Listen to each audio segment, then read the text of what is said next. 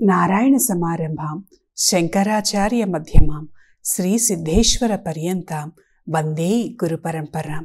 పరమ పూజ్యులు పరమహంస పరివ్రాజకాచార్యులు కుర్తాళ శ్రీ సిద్ధేశ్వరి పీఠాధిపతులు, శ్రీశక్తిపీఠ వ్యవస్థాపక పరమాచార్యులు, నడిచే దైవం జగద్గురువులైనటువంటి శ్రీ శ్రీ శ్రీ సిద్ధేశ్వరానంద భారతి మహాస్వామి వారి పాదపద్మములకు ప్రణమిల్లుతూ, ఆరక్తజిహ్వాం వికటోగ్రదంష్ట్రాం శూన్యాంబరాం సుందరభీషణాం గీం కరత్రిశూలాం గళముండమాలాం కాళీం కరాళీం సతతం భజామి. శ్రీశక్తిపీఠ మూలదేవత అనంత శక్తిస్వరూపిణి మహాకాలస్వరూపిణి అయినటువంటి శ్రీ మరకత శక్తికాళీదేవి పాదపద్మములకు ప్రణమిల్లుతూ, శక్తి నిర్గుణాకారంలో ఉన్నప్పుడు తేజస్మంతమైనటువంటి కాంతి రూపంలో ఉన్నప్పటికీ కూడాను ఒక సగుణమైనటువంటి ఆకారం, ఒక రూపాన్ని ధరిస్తే ఆ శక్తికి మూల రూపం స్త్రీ రూపము అని మనకి దేవీ భాగవతం చెప్తూ ఉన్నది.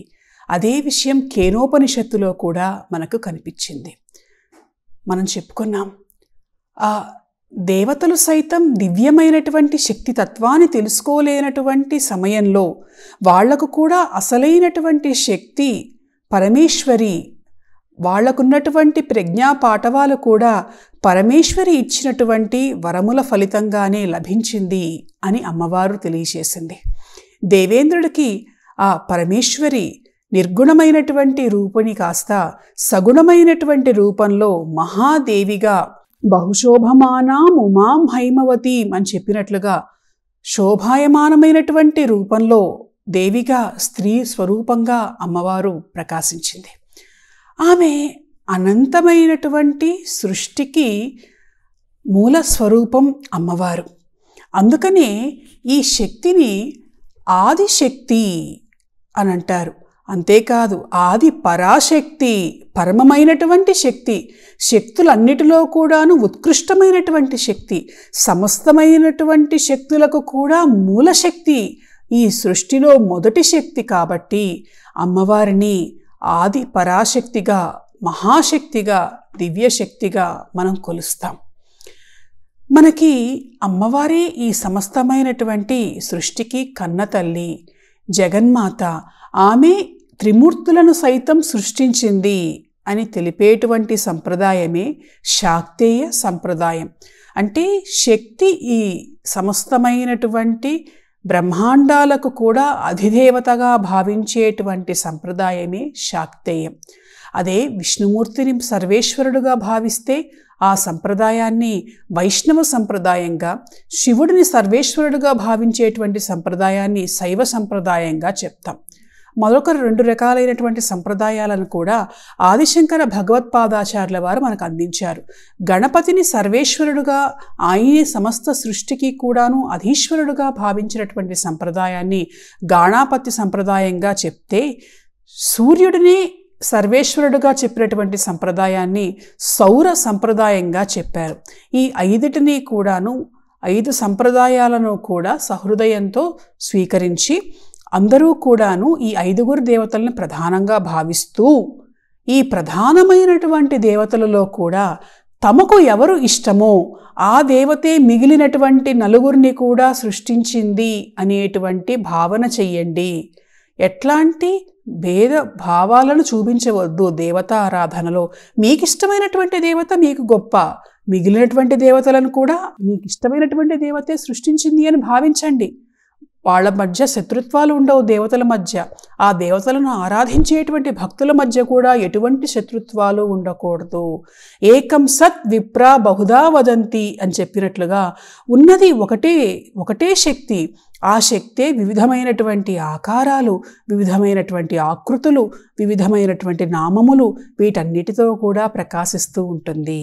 అదే ఆ శక్తి జగన్మాతగా శాక్తేయం మనకి చెబుతూ ఉన్నది. అంటే శాక్తేయ సంప్రదాయంలో అమ్మవారే విష్ణుమూర్తిని సృష్టించింది, శివుడిని సృష్టించింది, బ్రహ్మదేవుని సృష్టించింది, సమస్తమైనటువంటి దేవతలను కూడా సృష్టించింది. ఈ సమస్త సృష్టికి కూడాను కన్నతల్లి ఆ పరమేశ్వరే అని మనకి శాక్తేయం చెప్తూ ఉన్నది. మరి ఆ శక్తిని మనం గమనిస్తే ఎన్నో రూపాలు మనకి కనిపిస్తూ ఉన్నాయి. సరస్వతీదేవి, లక్ష్మీదేవి, పార్వతీదేవి, గౌరీదేవి, అలాగే అన్నపూర్ణాదేవి, ఇంకా నీళ్ల స్వరూపంగా నీళ్లకు నదీమ తల్లులుగా ఉన్నటువంటి గంగాదేవి, యమునాదేవి, అలాగే మనం గనక చూస్తే అమ్మవారు ప్రత్యంగిరాదేవిగా, వారాహిదేవి, బ్రాహ్మి, కౌమారి, మాహేశ్వరి, దశమహావిద్యలు, ఇలా అసలు చెప్పటానికి వీలైనటువంటి కోటాను కోట్ల రూపాల్లో పరమేశ్వరి ఉదయించింది. మరి అన్ని రూపాల్లో అమ్మవారు ఉదయిస్తే ఆ దేవిని సర్వేశ్వరిగా ఎంతమంది పూజించగలుగుతారు? ఎంతమంది అమ్మవారిని దేవతగా భావించగలుగుతారు? ఆమె దేవతే పురాణాల్లో చెప్పారు, వేదాల్లో చెప్పారు, ఉపనిషత్తుల్లో చెప్పారు. కానీ అందరూ ఆమె భక్తులు కాగలరా? అందరూ అమ్మవారిని పూజించగలరా? అమ్మవారిని పూజించాలంటే ఎటువంటి అర్హత కలిగి ఉండాలి? ఆదిశంకర భగవత్పాదాచార్యుల వారు సౌందర్యలహరిలో ఉన్నటువంటి మొదటి శ్లోకంలో ఈ వివరాలన్నిటినీ కూడా మనకు చెప్పారు. సౌందర్యలహరిలో ఉన్నటువంటి ప్రతి ఒక్క శ్లోకము కూడా మహామంత్రమే. ఏమని చెప్పారు ఆదిశంకర భగవత్పాదాచార్యుల వారు సౌందర్యలహరిలో అంటే, శివశక్త్యా యుక్తో యది భవతి శక్తః ప్రభవితుం నచేదేవం దేవో న ఖలు కుశలః స్పందితుమపి అతస్త్వాం ఆరాధ్యాం హరిహర విరించాదిభిరపి ప్రణంతుం స్తోత్తుం వా కథమకృత పుణ్యః ప్రభవతి. బాగుంది. ఇందులో మనం చూస్తే మొదటి పాదంలో చూడండి, శివశక్త్యా యుక్తో యది భవతి శక్తః ప్రభవితుం. శక్తితో కూడినప్పుడు మాత్రమే శివుడు కూడా ఈ సృష్టిని సృష్టించటానికి సమర్థుడు. అంటే శివుడు శక్తి కలిస్తేనే ఈ సమస్తమైనటువంటి సృష్టి కూడా ఉదయిస్తుంది. అంటే తల్లితో పాటు తండ్రికి కూడా ప్రాధాన్యత ఇస్తూ ఈ సమస్తమైనటువంటి సృష్టికి అమ్మవారు శక్తి తల్లి అయితే శివుడు తండ్రి. ఆది దంపతులుగా వాళ్ళిద్దరి గురించి చెబుతూ అమ్మవారికి అధికతరమైనటువంటి స్థానం, అమ్మవారికి అధికతరమైనటువంటి ప్రాధాన్యత కలిగి ఉన్నట్లుగా మనకి శంకరాచార్యుల వారు చెప్పారు. శివుడుకు ఆయన స్వతంత్రుడు కాదు.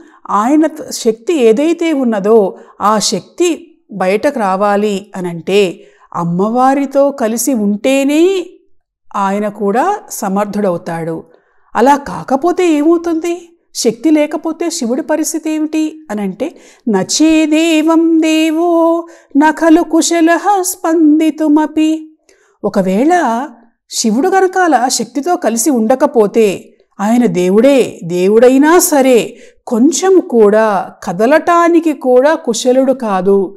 కనీసం ఆయన ఒక్క అంగుళం కాదు ఏమాత్రం కదలను కూడా కదలలేడు. సాక్షాత్ పరమేశ్వరుడు అంటే దేవుడు. ఆయన లయకారకుడు అని చెప్తాము, కైలాసానికి అధిపతి అని చెప్తాము, ప్రమథ గణాలన్నిటికీ కూడాను ఆరాధ్య దైవంగా చెప్తాము. కానీ అటువంటి శివుడు కూడా అమ్మ శక్తి లేకపోతే కనీసం కదలను కూడా కదలలేడు. జీవశక్తి లేనటువంటి వాడుగా అచేతనుడుగా ఉంటాడు. అటువంటి శక్తిని ఎవరెవరు ఆరాధించారో చూస్తే చాలా ఆశ్చర్యం కలుగుతుంది. అతస్త్వామారాధ్యాం హరిహర విరించాదిభిరపి. ఆ శక్తిని ఆరాధించినటువంటి వాళ్ళు ఎవరు అనంటే విష్ణుమూర్తి, బ్రహ్మదేవుడు, శివుడు మొదలైనటువంటి వాళ్ళందరూ కూడా ఆరాధించారు. ఇది కొంచెం ఆశ్చర్యకరమైనటువంటి విషయం. వీళ్ళందరూ అమ్మవారిని ఎందుకు ఆరాధించారు? అసలు శివుడు ఆరాధించటం ఏమిటి అమ్మవారిని? పరమేశ్వరి అయినటువంటి జగన్మాత, పరమేశ్వరుడు పరమేశ్వరి భార్యాభర్తలని చెప్తున్నామే, మరి పరమేశ్వరుడు కూడా అమ్మవారిని ఆరాధించటం ఏమిటి? కొంచెం విచిత్రంగా అనిపించట్లేదు?